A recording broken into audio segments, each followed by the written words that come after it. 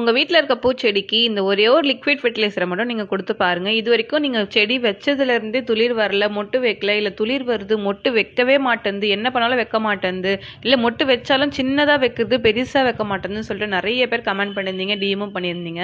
இந்த ஒரு லிக்விட் ஃபெர்டிலைசரை மட்டும் நீங்கள் கொடுத்து பாருங்கள், நல்ல ரிசல்ட் கிடைக்கும். இதுக்கு தேவையானது மூணு இன்க்ரீடியன்ட் தான்.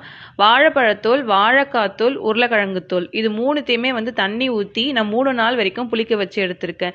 இது மூணுத்துலையுமே என்னென்ன சத்து இருக்குன்னா, வாழைப்பழத்தோலில் மெக்னீஷியம் சத்து இருக்குது, வாழைக்காத்தோலில் அயன் சத்து இருக்குது, உருளைக்கிழங்கு தோலில் பொட்டாசியம் சத்து இருக்குது.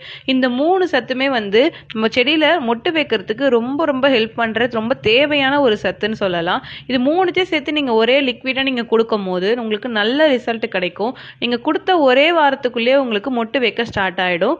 இது நீங்கள் செம்பருத்தி செடி நீங்கள் பார்த்தாலே தெரியும், வெறும் 6 இன்ச் பாட்டில் தான், நான் பாட் இல்லை பெருசுன்னு சொல்லிட்டு இதை நட்டு வச்சுருந்தேன்.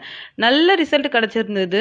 நல்ல செடி நல்லா பெருசாக வளர ஆரம்பிச்சிருச்சு. ஒரே நாள்லேயே 10லேருந்து 15 பூ வரைக்கும் பூத்து இருந்தது. மொட்டுமே 20 பக்கம் இருந்தது.